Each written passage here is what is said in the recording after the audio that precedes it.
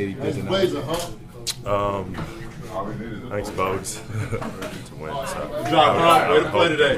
Way to play today, Hump. You the man. No. Home NASCAR, baby. Jeff Green. Jay Tizzy in the house. Celtics win this one 106-98. This is the Garden Report on Celtics blog and CLNS radio.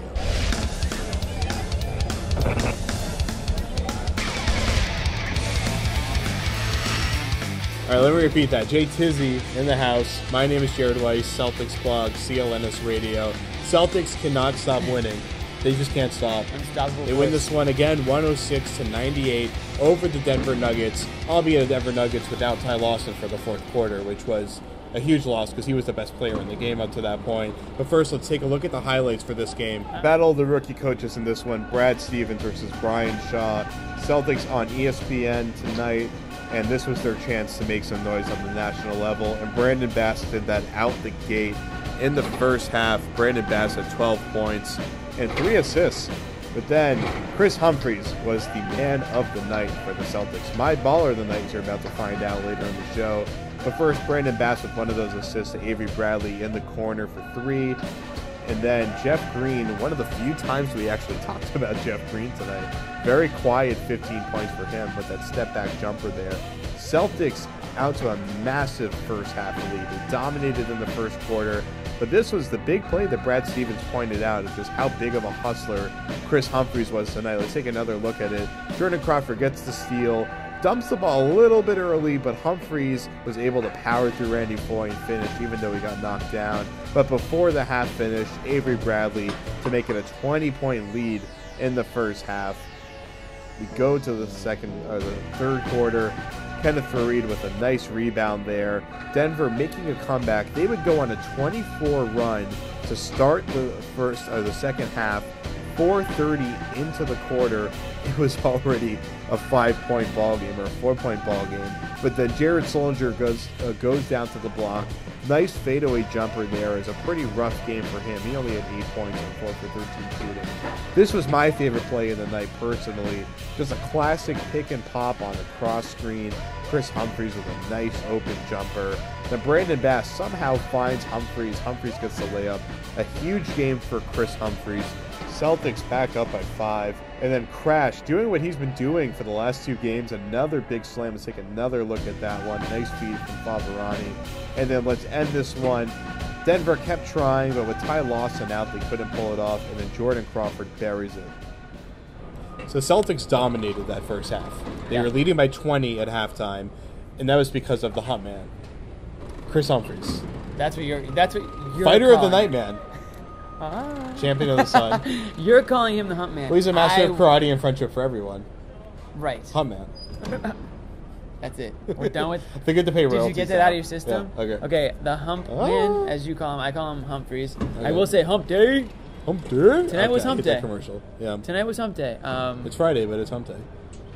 Every day is hump day when Kris Humphries goes for 18 points off the bench. But I really thought that he was the X factor tonight. We should maybe include that into our awards.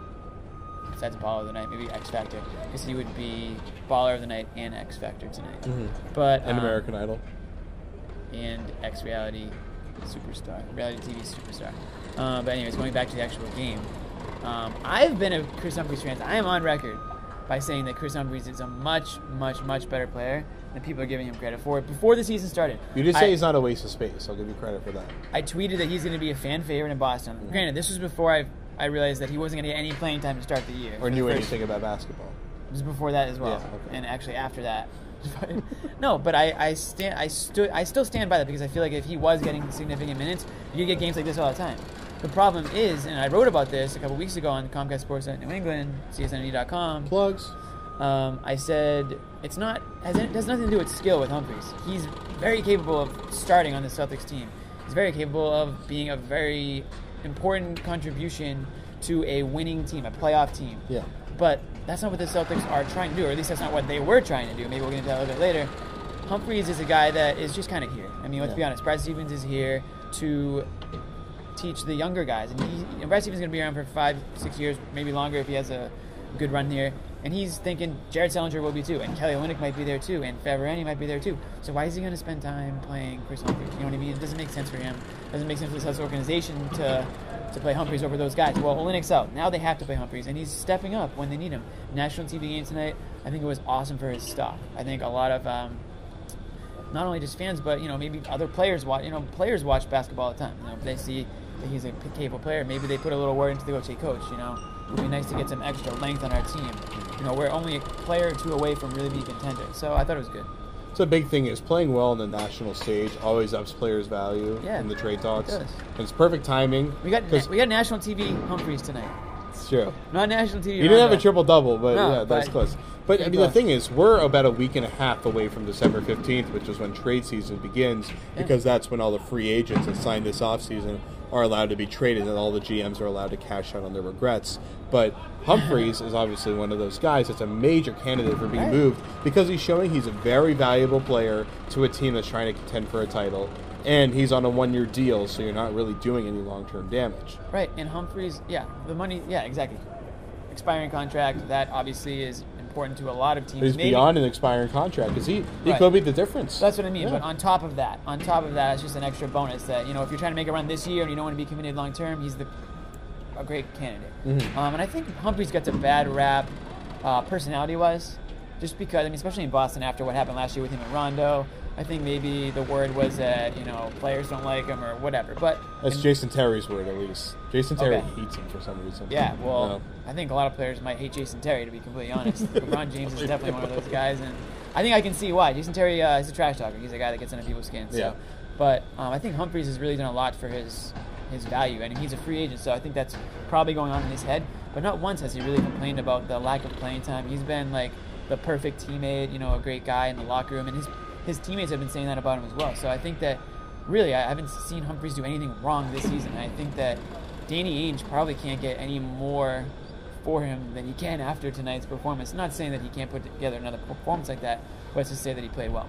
Well, you're saying his teammates have been complimenting him for his professionalism. His coach really, really complimented him for it tonight. Kris is a very, very reliable mid-range jump shooter, and he continues to make them for us.